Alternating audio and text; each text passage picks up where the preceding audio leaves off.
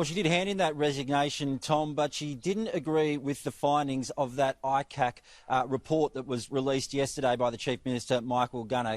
Kezia Purick said that she would resign. However, she believes she wasn't given procedural fairness by this ICAC investigation. Here's the Speaker making her resignation in the Parliament this morning. I wish to make it clear that I do not accept the findings in the report, and I believe that I have not been afforded natural justice or procedural fairness in relation to the investigation or to the findings. I completely reject the notion that I have engaged in conduct that amounts to corrupt conduct. Ken Fleming has effectively accused me of committing offences against the ICAC Act, knowing full well that I cannot defend myself against those accusations in that investigation or in the public arena.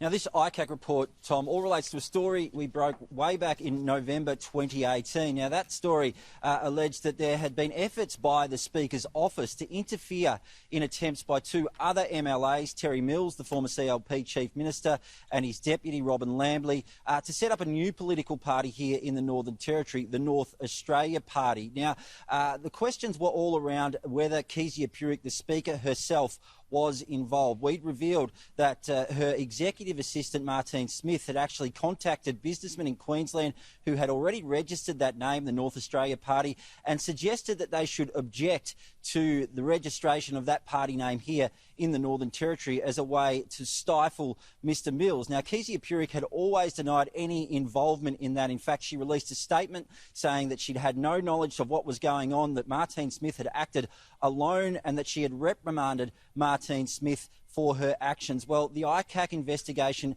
found differently. It revealed that when we first asked those questions way back on the 8th of November back in 2018, Kezia Purick didn't respond to us here in Sky News. Instead, she sent a message to another politician, a politician whose identity hasn't been revealed. He's only identified as AB in the ICAC report.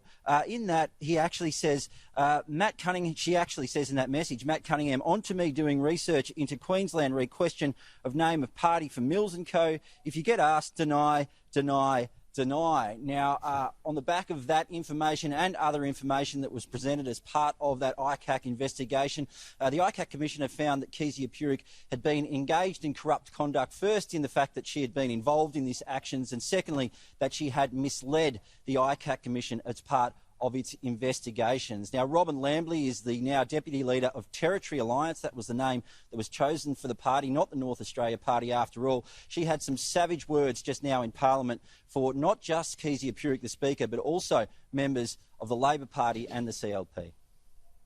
Who are these people? One of them is one of us. It's one of the people sitting in this room here today. Who is it? Who is AB? Who was potentially colluding with the Speaker, the former Speaker, Kezia Purick, the member for Goyder, in this plot that was found to have been corrupt, evidence of corruption?